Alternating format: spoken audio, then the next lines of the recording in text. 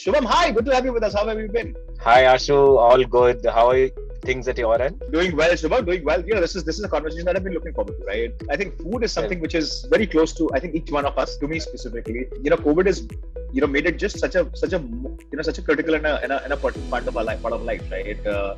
I think earlier we used to be passing a judgment on, how good or bad the food was. But I think the narrative has kind of changed. Post 2020, we've also started to experiment in terms of cooking, trying new things. We started to consume a lot of content, right? Which has had such a different influence. We've become experimental at a very different level, right? Right. And I think this becomes a very interesting conversation at that level. You're solving for a lot of these challenges, right? Right. Now, that makes this conversation very interesting at multiple levels. But before we do that, Shubham, I would love you to do a quick round of introduction. And from there, we dive into the session where we talk of everything being chef. But a quick round of introduction, let's start. Sure. So basically, I started this venture way back in 2014. From the background perspective, I am an engineer. I did my engineering from NIT Jaipur. It was in mechanical stream. And I shortly worked in a consulting firm. It was a US-based consulting, primarily working on creating sales and marketing strategies for top-notch pharma companies. Right. But shortly worked there for 8 months before starting this venture. So, the journey was also quite, it was unpredictable because one fine day we went to kitchen and we realized, ki boss, जो cooking एक video में दिखता है, it's a very simple task in a video. It's like a 5-minute thing. Suited, booted guy will come. He will give you some gyan. Everything is pre-chopped, pre-processed. All he's doing is just mixing ingredients, right? But when you do things at your own, it takes too much of time. And we realized that, we cooked really bad food, but just because it was made out of our own hands, it was, something we really enjoyed. And that's how I think, I took this kind of risk and jumped from a consulting background into a food startup. And we created this product way back in 2014. And yeah, it has been an exciting journey for past 8 years of bootstrapping, making a company in a profitable, in a very volatile landscape of F&B. So it was quite an exciting journey. Interesting. Shubham, what's the current status of being chef, right? I mean, you've been in it for a very long time, right? When I talk to food entrepreneurs, especially, who've been there, in a pre-COVID era, right? It was a very different market. Right? I think come 2020 was a very different market. Of course, we're going to talk about 2020 in just a bit, right? But would love to understand, right?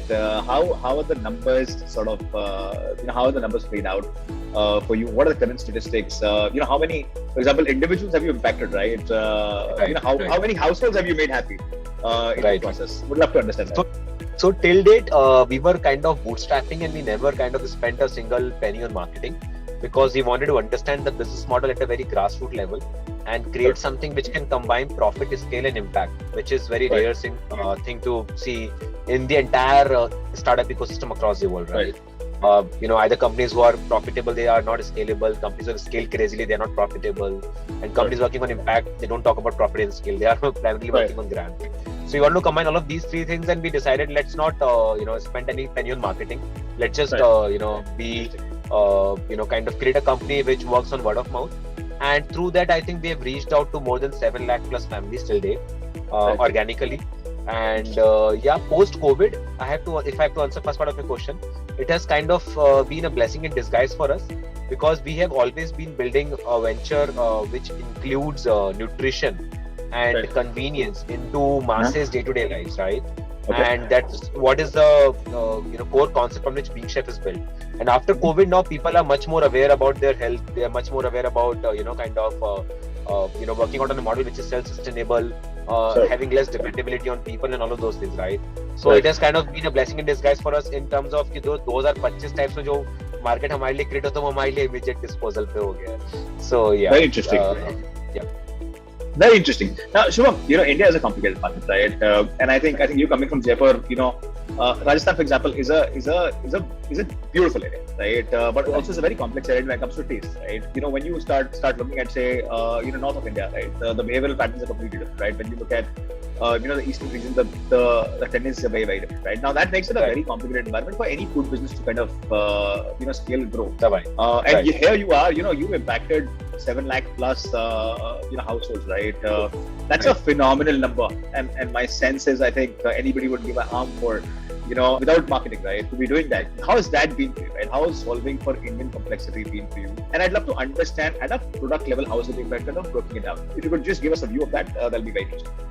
Sure. So basically, see, the basic vision when we wanted to create Beach Chef was primarily to create a brand for masses, and because most of the people in F&B, if I could talk about daily meals, let's say if I just ask you, let's do like, Ashu, what did you eat in past 7 days? Right. So most of the people, they will not be sure as to, they just ate whatever was being served to them, right?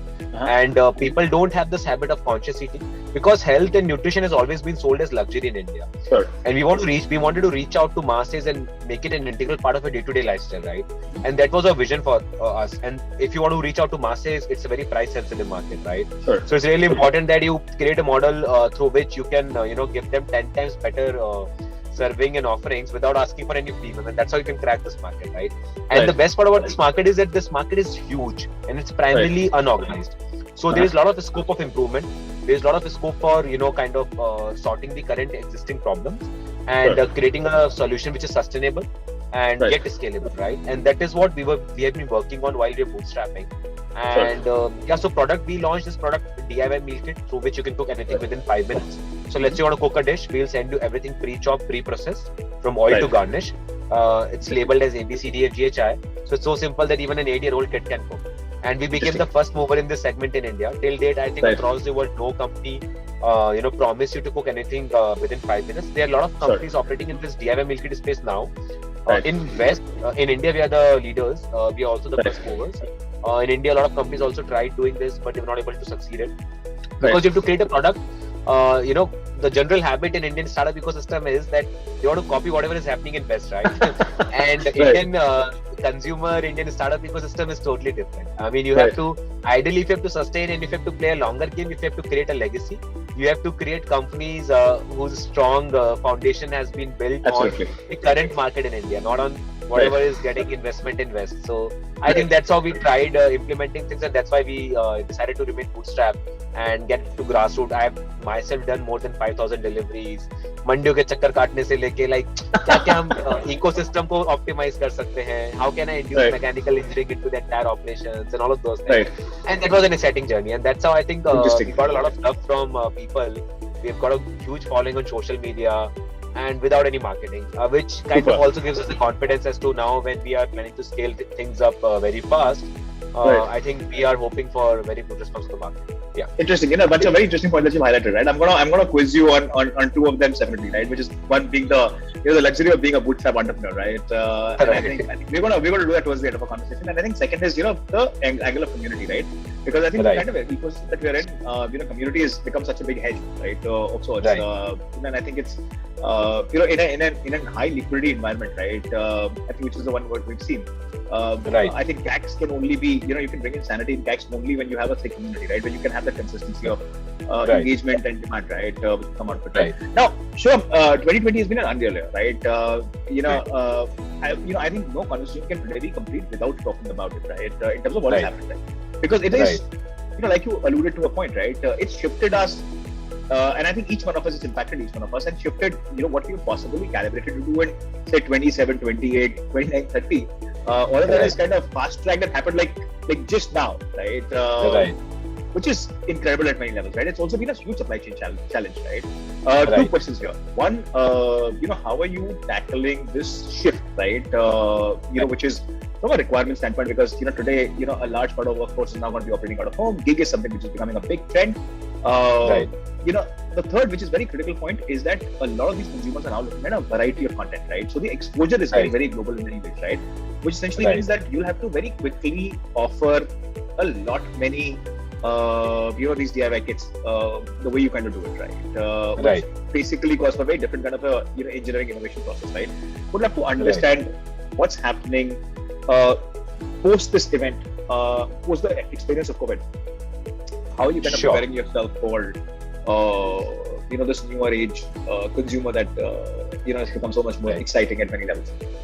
Right. So as I said before, I think consumer is much more conscious now. There's always an opportunity, right? With whatever disruption comes in the market. So if I have to see from my industry perspective, we see a lot of dip in supply.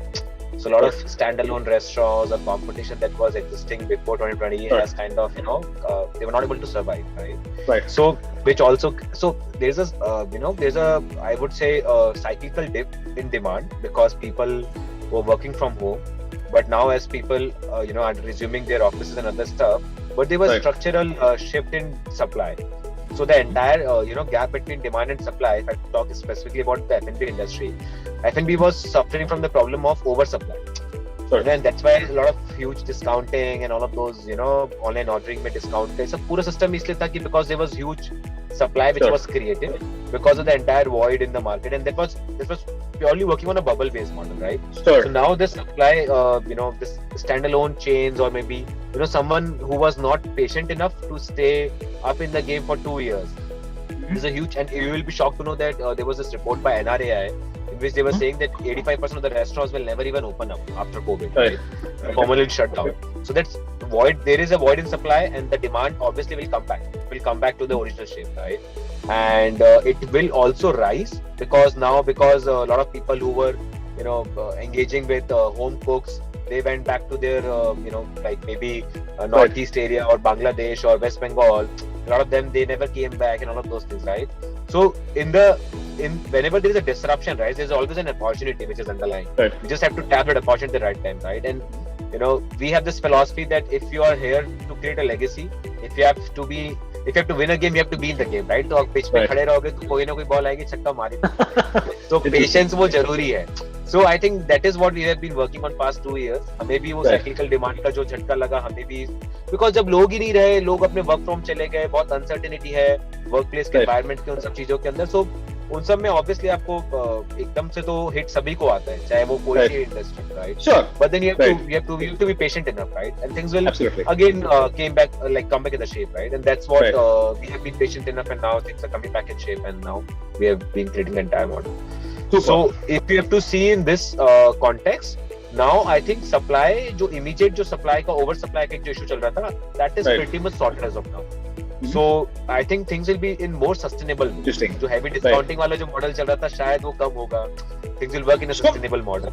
Now that's a very interesting point that you highlight, right? Now I look at it two ways, right? One is that in a food business you really don't go wrong on food, right? Because everybody has a version of food, right? You have a certain version of food, I have a certain version of food, right? So businesses in a food, who are doing food, for example, don't go wrong on doing the food, right? Unless it's like completely terrible, right? 80% of the business, I'll give it to them that they don't go wrong on food, right? They get the basics. It's basically the other expenses, right? For example, your rental cost, your kitchen cost, your sourcing. You essentially go wrong on a lot of those things, right? And they essentially lead into the kill. The unfortunate part is that there is no credit, for example, which is available, right? Or there is no capital which is available.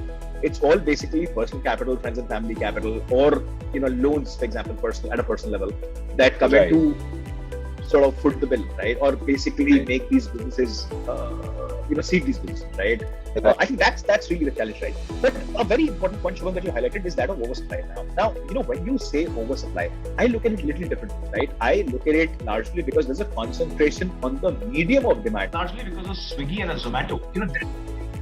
See that there is the oversupply that you talk about is largely because of the lack of mediums. Right. But when you actually walk out, when you see a lot of these food businesses, right, restaurants and so on and so forth, right, it's amazing the kind of walk-ins that we have. As the market is kind of picking up, the pent-up that has been there. Actually, my sense is a lot of these businesses are now coming back on track, right? Do you think that's a cause of concern that there are just about 2 or 3 mediums of engagement? And that just complicates it for everybody out there in the ecosystem. What's your sense?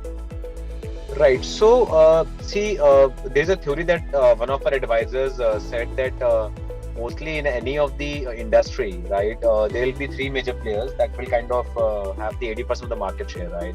And in terms of aggregation, I would say that Swiggy, Zomato, and now Amazon and all of those other players trying to enter in. I think there will always be these major players who will kind of concentrate. Like you see travel companies or the cab companies, Ola, Uber, and then there's a space for a third player, right? But mostly you will see only like 2 or 3 major players who will have the 80% of the demand, the aggregation with them. but that doesn't stop the new players to come in and kind of create the entire space. Absolutely. But the point over here is that obviously because there's a concentration of demand on these platforms, it affects as a cloud chain. If you are an owner who is running a cloud chain brand, Sure. obviously it will affect you because you don't have an alternative, right? You don't have a place to go somewhere else if you're not fine with your terms and conditions. And which is what is also right now the topic of discussion. Government of India is also kind of little worried as to Competition Commission of India is kind of pitching in and seeing, Sure. checking that whether 30% of the commission is right or wrong. And those are multiple things that obviously now government will also kind of work upon, because Sure. this is being highlighted by NRAI and all of National Restaurant Association of India and all of the other organizations also, right?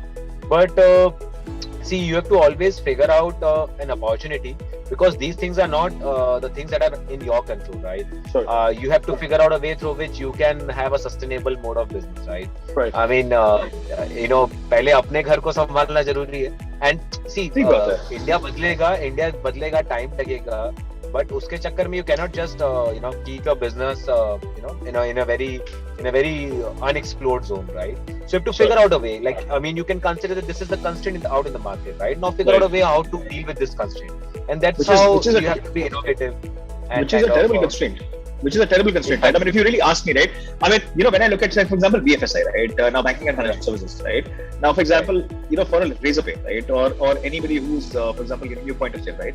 Now, essentially, what Right. you're looking at is cost of transaction, and cost of, say, for example, equipment, right? Or factory cost, right? Is just about a Right. percent and a half, 2 at best, right? Now, order discovery cannot be a 30% exercise, right? To me, Right. that just makes the business very inconsistent, right? You are Right. essentially taking away, because of lack of capital, right? Which is a huge issue in that ecosystem.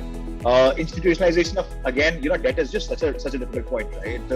Right. Taking away 30% is such a big cut. But out see of, how these guys pitch is that it's not just the order discovery. They are Sure. doing the last mile also, right? And that's how they pitch. Let's say if an average order value is, let's say, 250 rupees, which is what Sure. their statistics say. So 30% comes down to 75 rupees, right? Sure. Now 75 rupees Sure. includes the delivery, the order discovery, and all of those things. So, I mean, this is how they are pitching it, right? Right. But obviously, you can always talk about, are they overcharging, I think or they have built. See, at the end of the day, okay, this is I am not sure whether I should be so. saying. I this am or not. we can I chat am not. now. I'm not gonna get you in the spot, right? On this one, no. I think this is my take, right? As somebody who's an industry observer, this is my take. That I think this is something that Yeah, has to come definitely. down See, substantially. definitely, there is a need of correction in the Right. percentage. Right. But the problem over here is that if I have to give a very unbiased opinion about the Sure.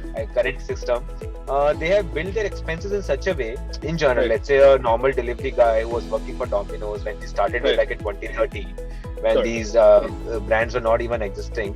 Zomato was there for discovery platform, not for the online Right. ordering.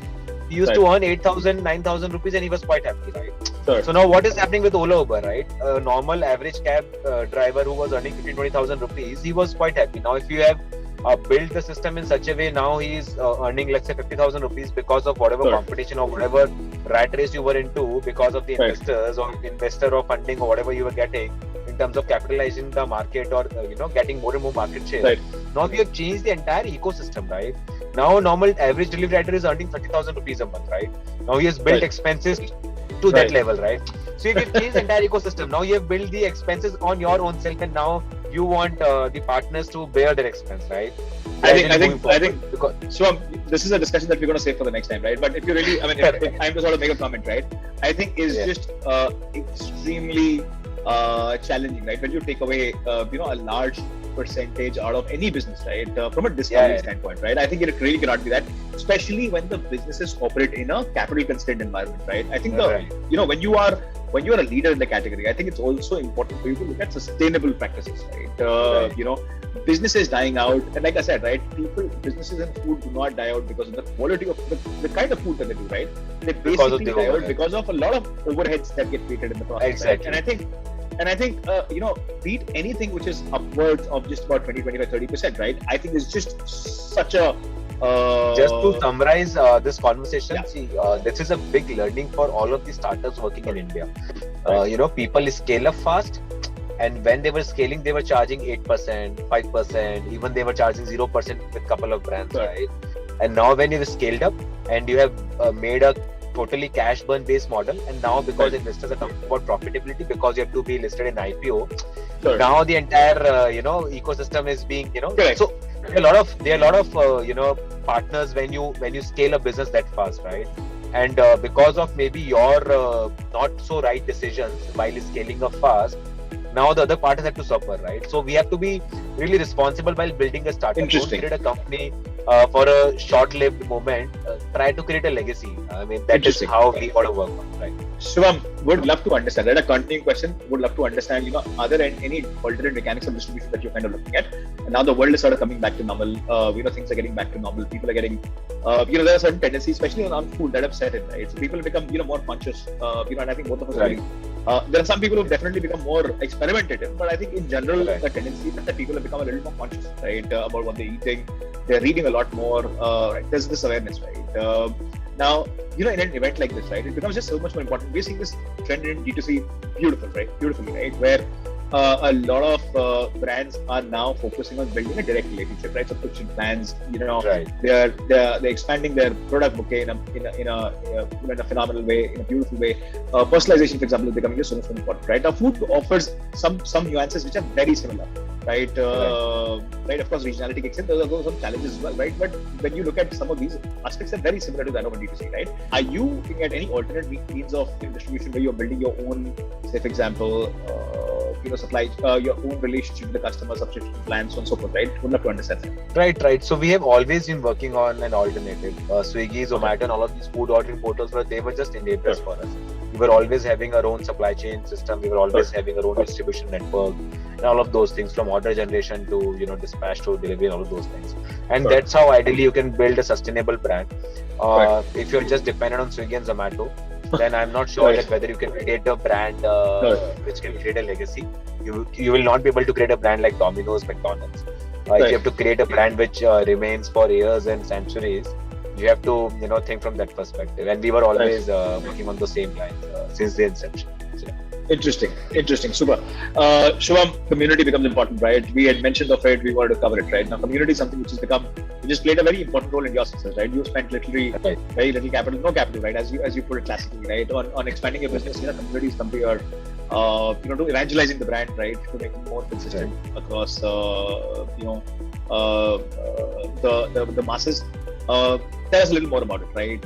What's really worked for you? Any hacks that you would want to put out, right? That other people can, possibly use in scaling their businesses. Would love to. Right. So ideally, our vision. So I'm okay with both these strategies, right?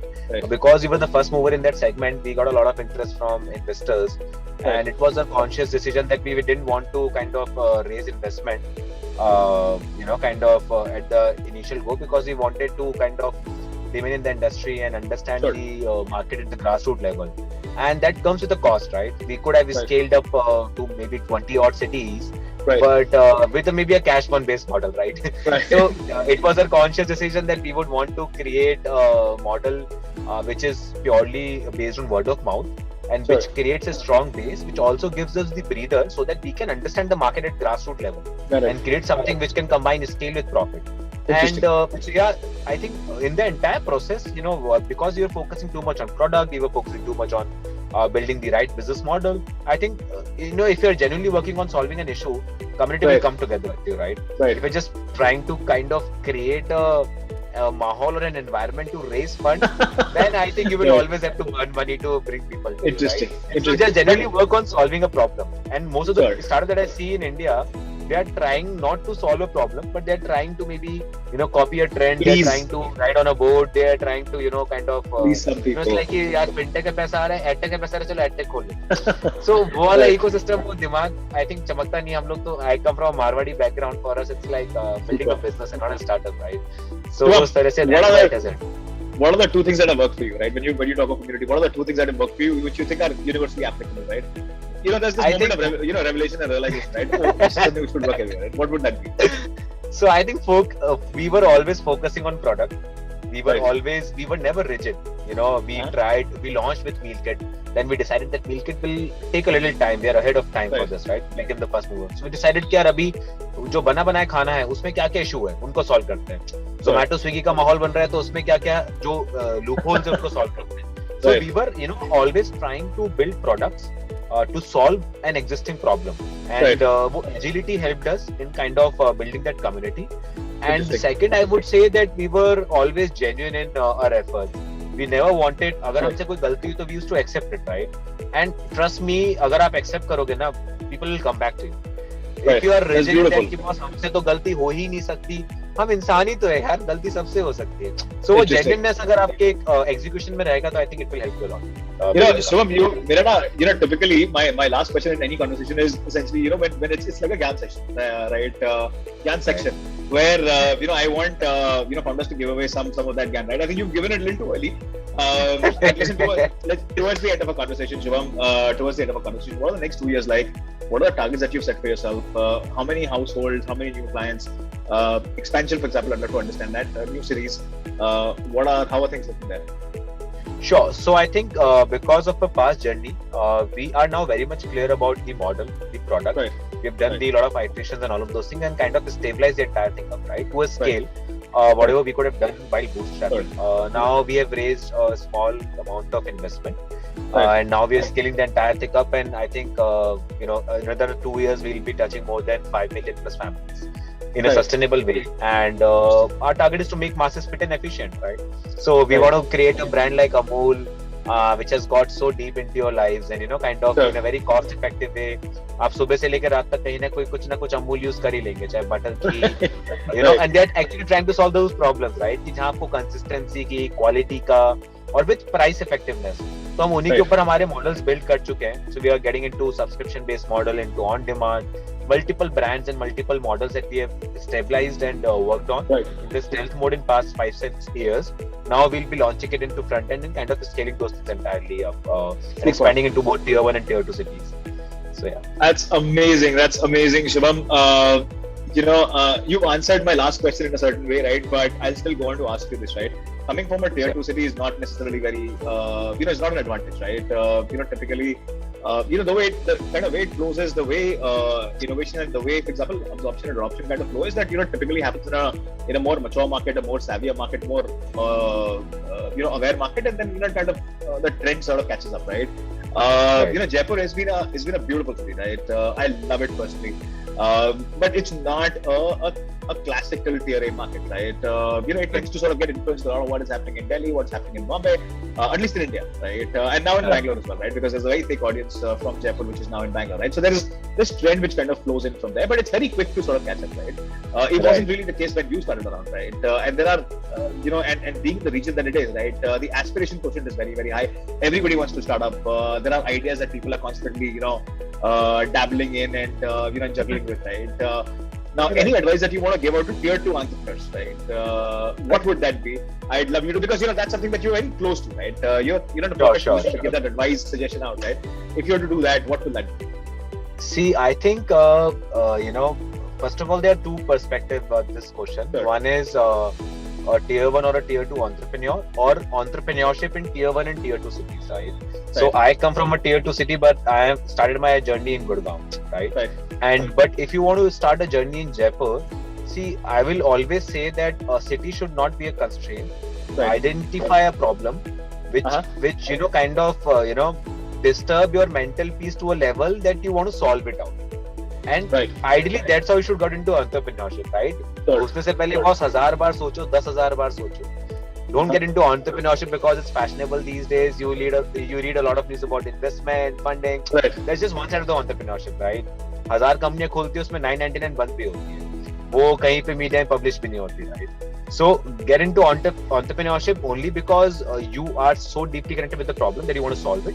And then I think tier 1, tier 2 city, your background, that will not create any difference, right? If you are passionate enough to solve a problem, then just go for it.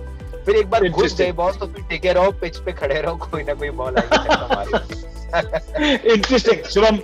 Lovely conversation. Thank you so much for doing this. It was a pleasure to host you here for a phenomenal session, right? How I want these sessions to go on. because there are many questions, there are many nuances, right? But I'm saving some of that for our next conversation, which we're going to have soon. Where we're going to discuss some more, very critical operating aspects, right? Because like I said, food is something which is very, very complicated. There are a lot of operating aspects around it, right? There are a lot of regional nuances. There are a lot of cultural aspects that just make it so much more complicated at a very different level, right? But my sense is, I think in the economy that we now kind of entered, right? I think it's basically product economy. Right. Where product fly and fly how. The good part is that we have now connectivity. The good part is that we have exposure to content. We're consuming pretty much everything and anything, right? And the arbitrage is now kind of coming in between cities, right? Tier A and Tier B or Tier 1 or Tier 2 are catching up on their demands, right? The limitations actually, and we're becoming one big market, right? Very homogeneous in many ways, right? That makes it very exciting at a very different level, right? So we're gonna save some of those aspects for our next conversation. We're gonna cover all of that. But like I said, right, thank you so much for doing this. It was a pleasure to have you with us. Pleasure was all mine, boss. It was a great conversation with you, Ashu. Thank you. Thanks. Sounds good. Thank you, Ashu. Thanks a lot.